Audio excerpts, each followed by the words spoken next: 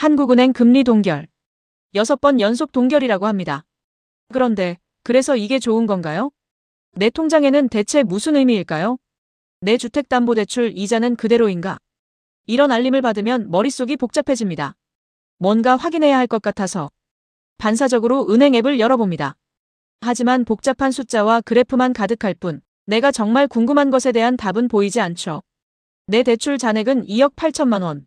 변동금리.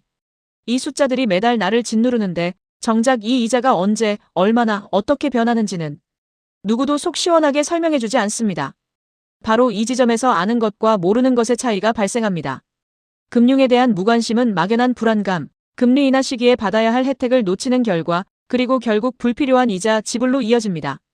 반면 작은 관심과 이해는 내 이자가 언제 변하는지 정확히 파악하고 능동적으로 재무계획을 세우고 수백만 원의 이자를 절감하는 기회를 만들어냅니다. 이 차이는 매달 여러분의 통장에 수십만 원의 청구서 혹은 보너스로 돌아옵니다. 그렇다면 이 거대한 금리의 흐름은 어디서부터 시작될까요? 바로 한국은행에서 내 대출까지 금리가 흘러오는 3단계 구조를 이해하는 것부터 시작해야 합니다. 모든 것은 거대한 톱니바퀴처럼 맞물려 돌아갑니다. 1단계, 바로 한국은행입니다. 여기서 모든 금리의 출발점인 기준금리를 결정합니다. 뉴스에서 가장 많이 나오는 그 단어죠. 쉽게 말해 한국은행이 시중은행들에게 돈을 빌려줄 때의 기준이 되는 이자율입니다. 이 기준금리가 오르면 시중은행들이 돈을 구해오는 비용이 비싸지고 내리면 싸집니다. 2단계는 시중은행입니다. 우리에게 익숙한 바로 그 은행들이죠.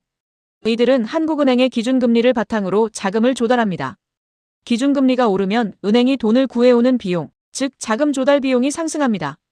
은행도 이익을 내야 하는 기업이니까요. 이 비용은 고스란히 다음 단계로 전가됩니다. 마지막 3단계. 바로 대출자인 나입니다. 시중은행은 자신들의 자금 조달 비용에 자신들의 마진, 그리고 대출자의 신용도에 따른 리스크 비용 등을 더합니다. 이것이 합쳐져 비로소 우리가 실제로 내야 하는 대출금리가 최종 결정되는 것입니다.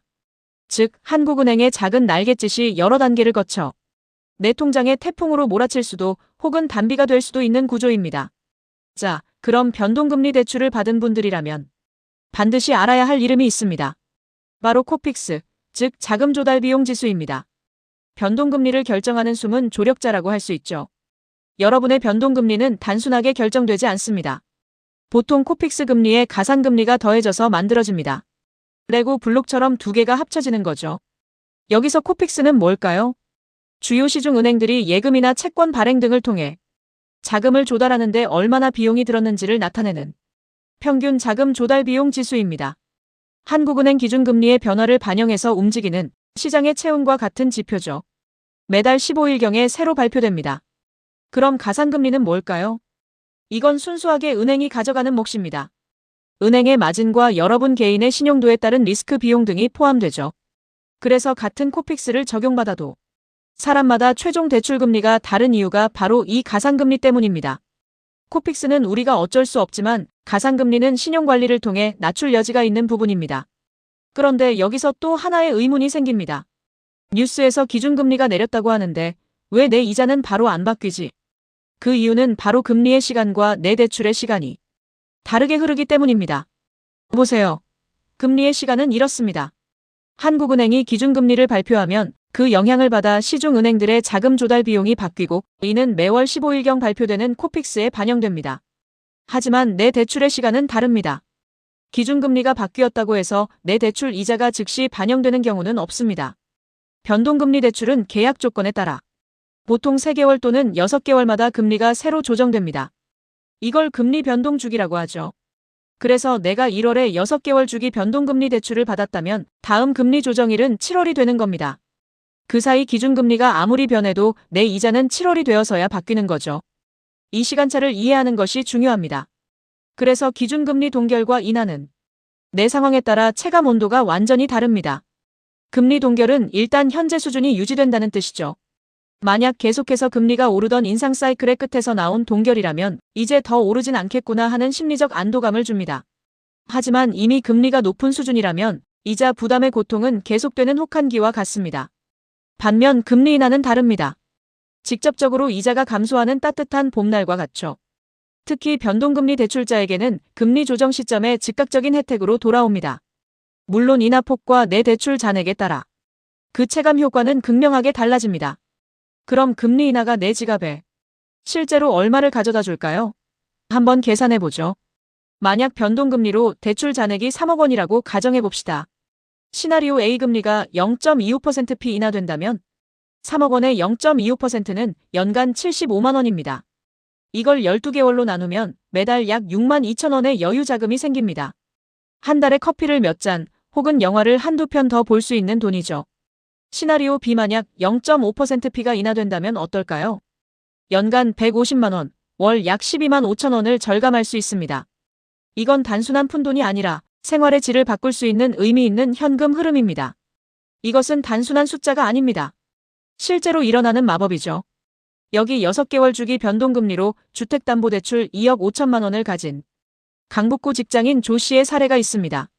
금리 조정 전 연 4.2%의 금리로 매달 87만 5천 원의 이자를 내며 허덕이고 있었습니다. 그런데 6개월 후 금리 조정 시점이 찾아왔습니다.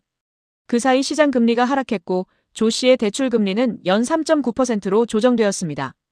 그 결과 월 이자는 81만 2천 원으로 줄어들었죠. 임팩트 매달 6만 3천 원의 새로운 현금 흐름이 창출된 것입니다. 1년이면 75만 원이 넘는 돈입니다. 자, 이제 기본적인 원리를 알았으니 전략을 세워야 합니다. 가장 큰 갈림길은 변동금리와 고정금리 중 무엇을 선택할 것인가입니다. 시장 흐름에 올라타는 전략이죠. 변동금리 전략은 공격에 가깝습니다. 금리 인하가 예상되는 시기에는 변동금리를 유지하는 것이 유리합니다. 시장 금리가 내려가면 내 이자도 자동으로 줄어드니까요. 굳이 낮은 이자를 포기하고 고정금리로 갈아탈 이유가 없습니다. 반면 고정금리 전략은 방어입니다.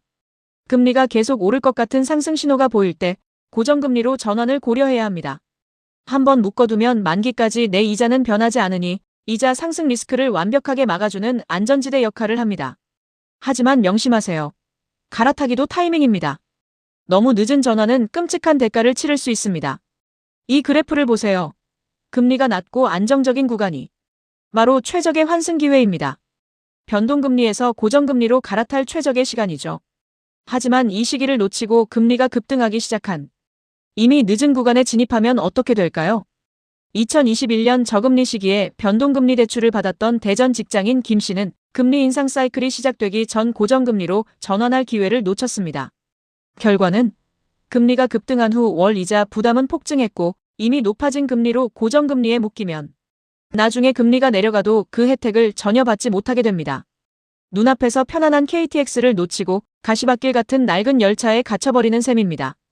그리고 내 대출이 어떤 종류인지에 따라서도 반응 속도가 다릅니다. 신용대출, 주택담보대출, 전세자금대출은 각각 다른 엔진을 달고 있습니다. 신용대출은 보통 CD금리나 코픽스에 연동되는데 변동성이 크고 반응 속도가 가장 빠릅니다. 마치 빠른 스포츠카 같죠. 주택담보대출은 주로 코픽스에 연동되며 3개월에서 6개월 주기로 묵직하게 움직입니다. 느리지만 꾸준한 대형 세단과 같습니다. 전세자금 대출은 금융기관별 기준이 다양하지만 변동금리의 경우 기준금리 변화에 비교적 민감하고 빠르게 반응하는 편입니다. 이 세 가지의 특성을 아는 것이 중요합니다. 이제 금리에 끌려다니지 않는 구체적인 습관을 만들어 봅시다. 첫 번째 습관은 내 대출의 해부학입니다. 지금 바로 여러분의 대출 약정서를 열어보세요. 내 대출은 고정인가요? 변동인가요? 어떤 지수 등에 연동되어 있나요? 변동 주기는 몇 개월인가요? 이 세 가지만 알아도 당신은 상위 10%의 대출자입니다. 두 번째 습관은 금리 캘린더 세팅입니다. 매월 15일 전후의 코픽스 발표일, 그리고 내 대출의 금리 조정 예정일을 달력에 붉은색으로 표시해두세요. 마치 탐정처럼 이 날짜들을 추적하는 겁니다. 미리 알고만 있어도 재정 계획이 완전히 달라집니다. 갑작스러운 이자 폭탄이 아니라 예측 가능한 이벤트가 됩니다. 세 번째 습관은 대환대출 검토입니다. 특히 금리 인하 사이클이 도래했을 때 기존 대출의 중도 상환 수수료와 새 대출의 부대 비용을 꼼꼼히 계산해서 더 낮은 금리로 갈아탈 수 있는지 주기적으로 검토해야 합니다. 약간의 수고가 수백만 원을 아껴줍니다. 네 번째 습관, 그리고 가장 중요한 습관은 바로 원금 상환액 늘리기입니다. 이자가 줄어 매달 6만 원이 남았다면 그 돈으로 무엇을 하시겠습니까? 바로 그 돈을 원금 상환에 추가로 투입하세요. 이것이 바로 눈덩이 효과입니다. 원금이 줄면 다음 달 이자는 더 줄어들고 그럼 더 많은 돈을 원금 상환에 넣을 수 있죠. 이 선순환의 고리를 만드는 것이 장기적으로 부채에서 탈출하는 가장 빠른 길입니다. 기억하십시오. 한국은행의 금리 발표는 그저 거대한 톱니바퀴의 첫 한 칸이 돌아가는 것일 뿐입니다. 금리 뉴스는 모두에게 똑같이 오지만 그 혜택은 이 뉴스를 내 이야기로 연결한 사람의 몫입니다. 이제 내 대출의 구조를 파악하고 금리 변동 일정을 챙기며 남는 이자로 원금을 갚아나가는 재정 감각을 깨울 시간입니다. 더 이상 뉴스의 수동적인 관찰자가 아니라 내 자산의 능동적인 통제자로 거듭나는 것입니다. 그 끝에 바로 금융 독립이 기다리고 있습니다.